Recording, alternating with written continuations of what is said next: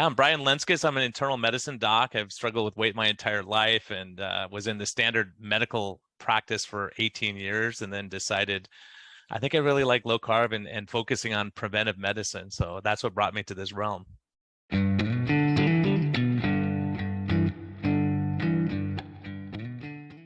We start out as kids. Some of us are thinner, some are heavier, and as we go through life, for me, I was overweight as a kid. My family, everything revolved around food. When someone died, we had food. When someone got married, we had food. If you have a hard day, we have food. All those things, and so we associate food with emotions. And so we all remember those Saturday morning cartoons when we would sit and watch cartoons in the morning and eat cereal, and so all those kind of things that you do, and you think, oh, when I was growing up, it was about being low fat, and as I ate more and more low fat, I got fatter and fatter over the years. And I started realizing I was athletic. I played football. I wrestled in high school. And the years after high school, and because I was small playing football, I had to gain weight to be on the defensive line. And then when I wrestled, I'd have to lose 40 pounds to be at the right weight class for me. So I started thinking as I got older and I started gaining more and more weight, I thought, well, it must be because I messed up my metabolism by starving myself for, 6 weeks or so at a time, and then going back up to gaining weight and trying to put on muscle and then losing it again. It's probably not the best option. And so as I went through residency, whenever we took breaks, we would stop and get something to eat. Or in college, you have a study break and you get into these habits. And a lot of us guys get into that habit and say, okay, let's take a break from work and go get a beer and pizza or whatever it is. And so over time, you start gaining weight and realizing, gosh, I'm not as athletic as I used to be. I'm huffing and puffing going up the hill.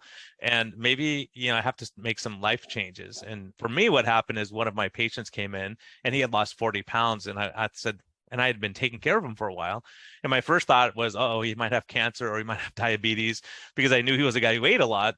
And he said, no, I'm doing this thing called the fast diet. I said, what is this crazy fast diet? He said, 2 days a week I fast. I have 500 calories less on Tuesdays and Thursdays. The rest of the days I do whatever I want. I said, whatever you want. You have beer and pizza and all this other stuff. He said, yeah. And you lost 40 pounds doing that.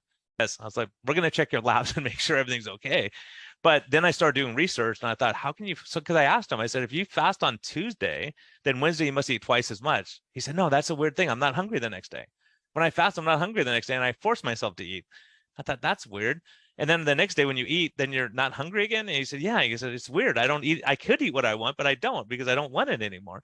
And I thought, that's weird. So it turns out what he was describing was insulin resistance. And that's what I had at the time. So once you get the insulin under control, you watch your diet, you exercise more, get enough sleep, all these other factors that we'll talk about a little bit more, hopefully later. And then your insulin starts dropping down and you're not starving all the time. And you say, well, I'll skip breakfast, I'll skip lunch. I could do time restricted eating, or OMAD, some people talk about, or doing some, short-term fasting, whatever works. But it was really surprising to me because I came across Jason Fung, who a lot of you may know, and he really influenced me. He reached out and was interested and really cared. And so I learned a lot about how we were mismanaging patients. I had never checked an insulin on a patient before that time. Now every patient I have, I check it, because you can't just tell by looking at someone. Someone could look healthy, but when you get their labs back, you realize, oh, there's a lot of problems. It doesn't mean that, I have other people that are 400 pounds, but they're metabolically healthier than other people because they can store a lot of fat that we can see, but internally they're healthier than the rest of us. So it's really been a fun game and a fun journey to learn more about metabolic health and our individual differences.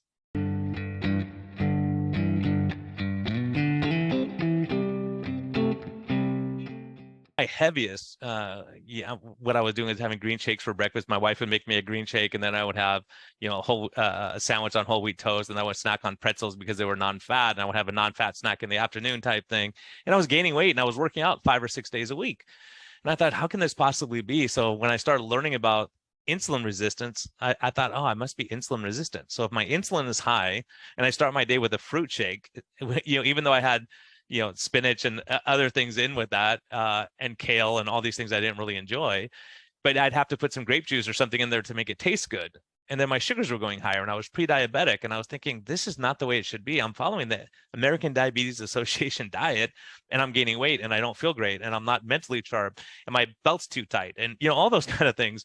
And so when I talked to this patient, I thought, maybe this fasting thing is a possibility, or maybe I can start cutting down on these foods that I thought were healthy. Like for me, I know, like now that I'm following patients with continuous glucose monitors, I see that when I would go out on Friday night, I would go to sushi and go, that's healthy. It's fish and it's rice. So that's very healthy. And then when I see my sugars go crazy, I realize, oh man, my sugars go crazy when I have these kind of foods. And every patient, that's their surprise when they have Chinese food. They see the highest sugars they're probably going to see, or chips and salsa, or margaritas. And you start realizing, oh, maybe I shouldn't have these sugary drinks. Maybe I shouldn't be putting sugar in things.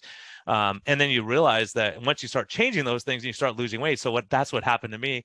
I started reading about low carb, Gary Taubes. I started looking at his books, and Jason Fung, and a lot of the other great writers out there. And I thought, oh my goodness, everything I've been telling people is backwards and wrong, because I can clearly remember telling patients all the time. And I would observe the wife was morbidly obese and the husband's pretty thin. And the wife would say, you got to talk to my husband. He eats terrible. I said, what's he eating? He doesn't eat all day. Then he comes home and just eats dinner. I was like, back then it was OMAD. And I would tell him, it's not a good idea. And he goes, but doc, I've been doing this for years. I'm healthy and I'm fit. And he has an active job and he's working, all the time. And his wife would be eating all the time and snacking and doing all the stuff that she was supposed to do, but it wasn't working clearly. And so you start realizing, gosh, I told people never skip breakfast, you'll go into starvation mode.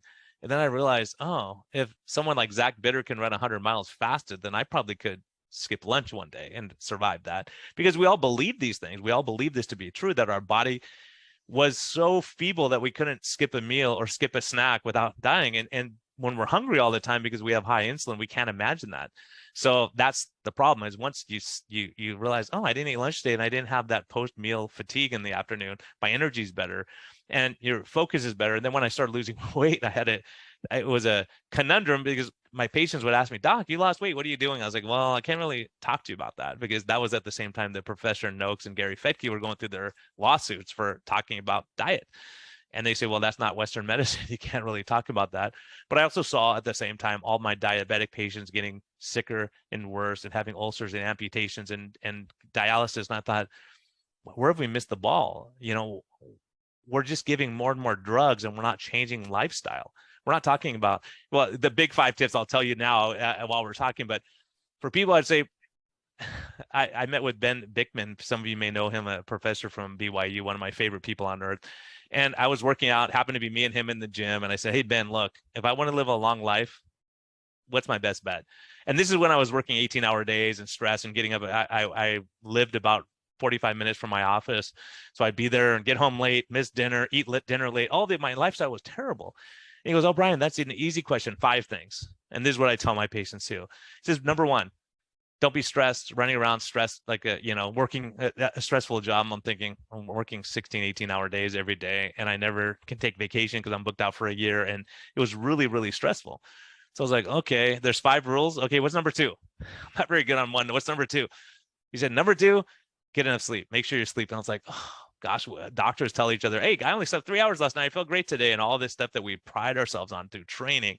Sleep deprivation is one of those things that's like, yeah, I don't have to sleep. I can go 3 days without sleeping and I'm fine. But you're not, but you think you are.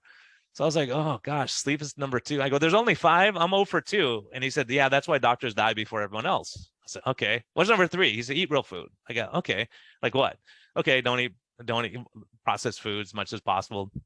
All the high calorie, zero nutrition foods.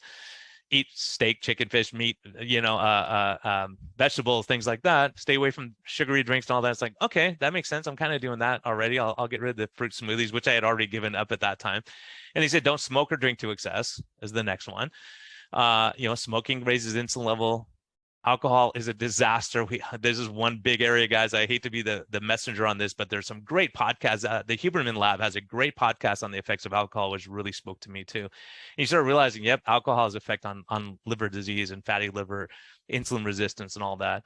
And the last one, he said, do what we're doing now, Brian, exercise, regular exercise. If you can get out and exercise, be active. In the low carb community, when I first came on, it was all about diet, and everyone said exercise doesn't make a difference. And the data showed that, but they didn't show the data with low carb combined.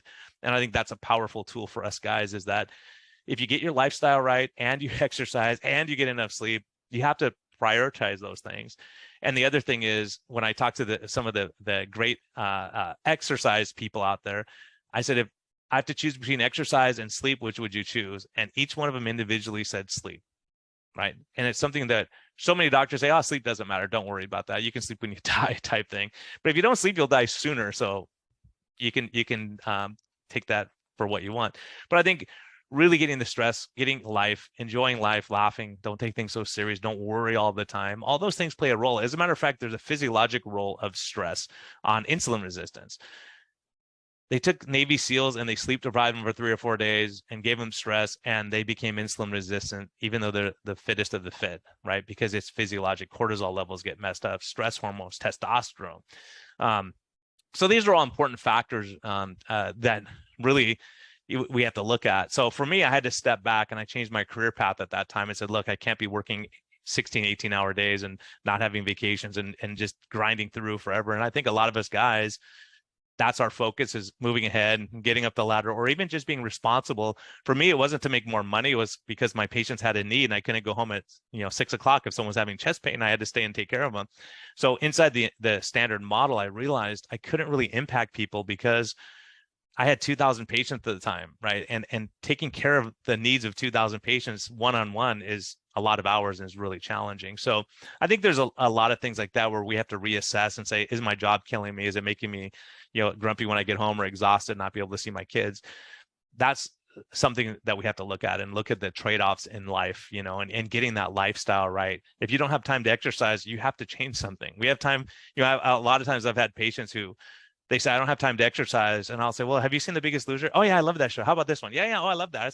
So they knew every episode of every show, but they didn't have time to exercise, right? Because they're a young attorney. But some of those things where you start realizing, okay, I have to prioritize, because if we make that a priority, we'll do that. So other things along those lines, planning ahead, saying, okay, I hate to cook. Okay, can you barbecue on Sunday and have, steak, chicken, fish for the week, vegetables, things like that, little simple things that even us guys can do. We need help. But I think a lot of us say, oh, I didn't have time to cook. I didn't prepare anything, so I have to go out to fast food. Or if you have to go to fast food, you figure out, okay, let me get it without the bun. I won't have the French fries. I won't have the soda. I'll change up what I'm doing. So there's so many things we can do as guys that we're good at. If we like to barbecue and we like to cook and we like to do things and experiment a little bit and make it fun, do it something that you enjoy, and don't make it such a challenge. So many of us are looking at the end result. I want to have six-pack abs. I want to do, like, okay, if you want to have six-pack abs, you're going to be working out a lot, and you're going to have to do. Is it okay just to be able to play with your kids and go for a hike and not be the last guy or whatever it is? There's so many factors like that, or we have to reassess what our priorities are, because there are some people that are in the gym 12 hours a day, and they're working out like crazy because they have a certain, that's their drive. Now, I'm not saying that's bad. I'm just saying that's what's important to them. But other people might want to have a relationship and fun and relax a little bit and take it easy. So I think striking a balance is what I'm getting at. All these 5 things of saying, okay, if I'm out of control right now, what can I control? Sometimes we can't control our job because we're just stuck in that situation. But can I control what I do when I get home? Maybe I won't have 4 drinks to relax. Maybe I'll go for a walk with my wife, those kind of things. And I think those are things that are beneficial because, ultimately it's the impact we're going to leave in our legacy and what is important to us. And our friends and family see what matters to us by what we prioritize.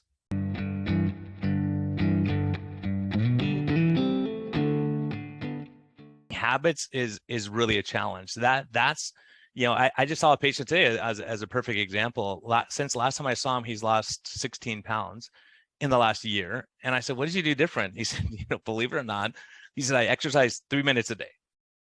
3 minutes a day. That's the change. I said, 3 minutes a day. He said, yeah, I get up, I do my push-ups, I do sit-ups, I do this, and this. 3 minutes. If it was 4 minutes, I wouldn't do it. But I'm consistent. 3 minutes every day, I get my workout in.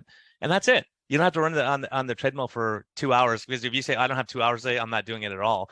So by that change of him saying, I'm going to be as consistent as I can and make it a small thing. And he said, I really don't work out more than that, but he feels great. His energy is great. And I'm not saying that 3 minutes is sufficient for everyone, but if you're pushing it to a high enough degree, if you're sprinting and you're doing, really intense exercise, some of the most fit people I know are just working out that little bit. The rest of us are trying to catch up with them. So we have to put in a little bit more effort. But sometimes once you get to that spot where you're metabolically healthy, I think that's a goal we can attain.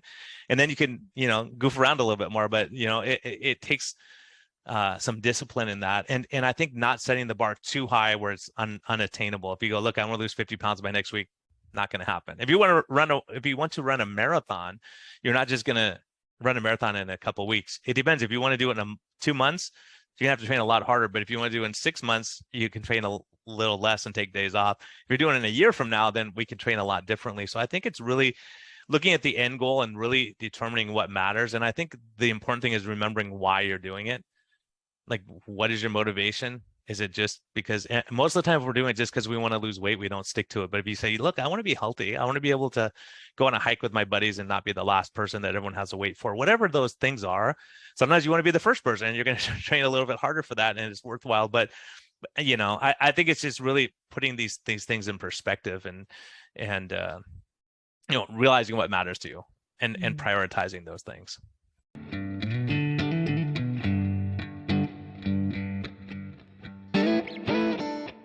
It's a huge topic, is figuring out.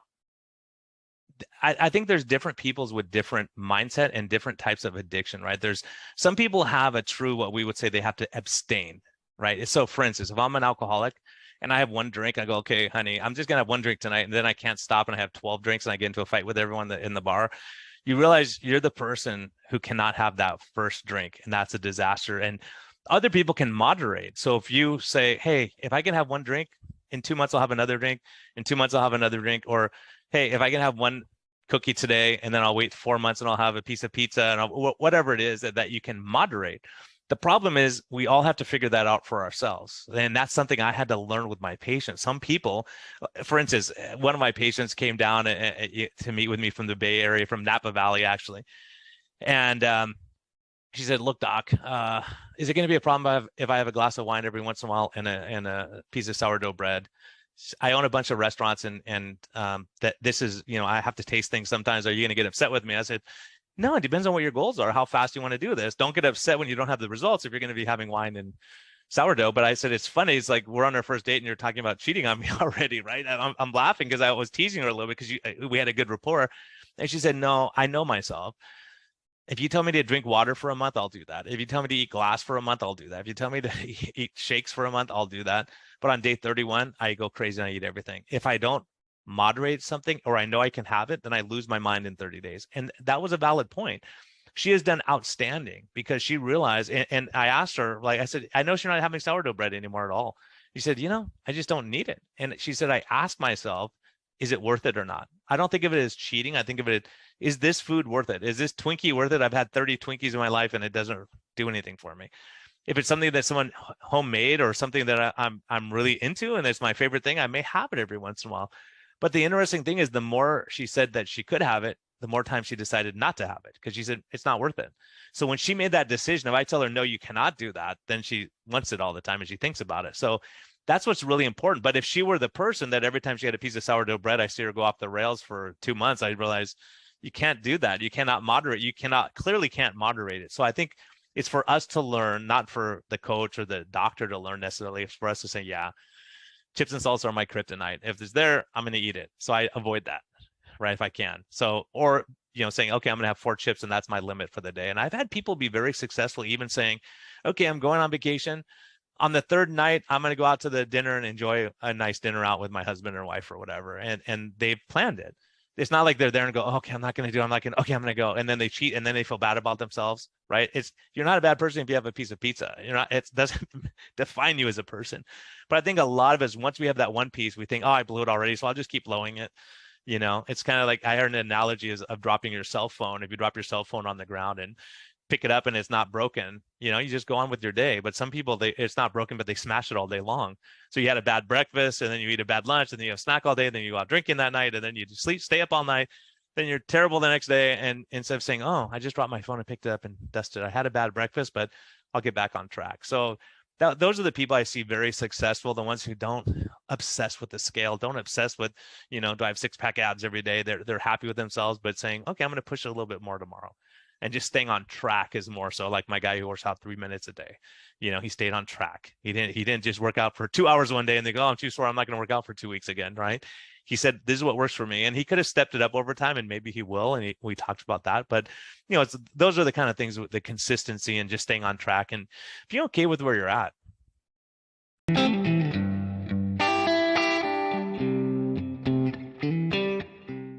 guys, you're obviously looking at the videos and you're saying, okay, is this something I want to do or not? And I think, just assess your life. I think really look at it and say, gosh, am I happy where I am physically? Am I the same person I was, 5 years ago or 10 years ago? Am I going in the right trajectory? And what do I have to do to get on that trajectory? So a lot of times we have to sit down and brainstorm. I love it when people journal and say, okay, here's what I want to do. Here's what's good. Here's what's not good. For just like anything, I think when you have a job, like if I could have designed my job that I have now, being in my own practice, I probably couldn't have designed it as good as it is, right? I wouldn't have anticipated it being this way, but it took some courage to step away and go, okay, I have a set paycheck. Everything's good. Okay. What if it doesn't work out? There's certain concerns, but if you say, I can't go, for me, I had to assess and say, can I go 20 years working, 18-hour days, 16-hour days, catching up on paperwork all weekend and getting ready for the next week on Sunday, and saying, gosh, I'm not really having time for my family, or, everything's an obligation to me because I'm so busy. I think as guys, I think that is one of the biggest curses we have, is that we want to provide and we also want to be self-sufficient and, not reach out to other people too. And I think that's another guy trend that, I'd say if you're struggling, you're hurting, reach out to people. I do Zoom meetings with my patients, and I always know when I see someone that's not there for 2 or 3 weeks that they're struggling, because they don't want to come in and say, yeah, I blew it last week. And it's so great when we all come together and someone says, I had a terrible week. I ate cookies last night. And everyone says, oh my gosh, I had that week like that 2 weeks ago. I'm so glad you said that. And, and then we have a great discussion about it, because we're afraid of being judged and not measuring up. And so I think being vulnerable too, and just sharing, oh yeah, I'm struggling. Here's my weak area. Right now I've been drinking too much this week. How do I get back on track? So a lot of us, once we go off track, we just stay off track. It's just, and you see the same thing in churches or Alcoholics Anonymous meetings. When people don't show up for a while, there's something wrong. So, one of the things that I really stress in my practice is this community. Because if you're not in church a couple of times, someone comes and says, hey, I didn't see you in church for 2 weeks. How's things? Right? That's all it takes sometimes to get someone back, or a phone call, or saying, hey, I saw your sugars were high on the weekend. What's going on? I think those kind of things that as guys, we really have to be better at, being part of a community and not just on our own, and trying to hide our deficiencies or not talk about things we're struggling with, because that's how you really build friendships. And I think a lot of us we have a lot of acquaintances maybe, but not real true friends that are there when you're going through the fire. They're there to pick you up and kick you in the butt sometimes to get you back on track. Some of my best friends in the world are the ones who say, Brian, you kind of were out of line last week when you said that. Oh, really? I didn't pick it up that way. So I think there's all those things where we need that camaraderie. Anyone who listens to my podcast would throw, people, we give each other a hard time because we care about each other and we're good friends, but we rib each other. So people say, you guys don't like each other, huh? It's like, no, we do like each other. We just, that's part of the relationship, a friendship sometimes. So us guys are you guys know what I'm talking about. So, and I think the other thing is the spontaneity of just enjoying life and not having it all planned out all the time, and kind of, going with the flow a little bit. Like, guys know going out camping and you don't have all the stuff. You go, we'll figure it out. You get a rock and a screwdriver or something, you open a can. You don't have to have the can opener, you figure it out. And so I think that's what's great when you get a lot of guys together. We figure things out, and it may not be the ideal thing or the simple way to do it, but we get it accomplished. And I think there's something to be said about that.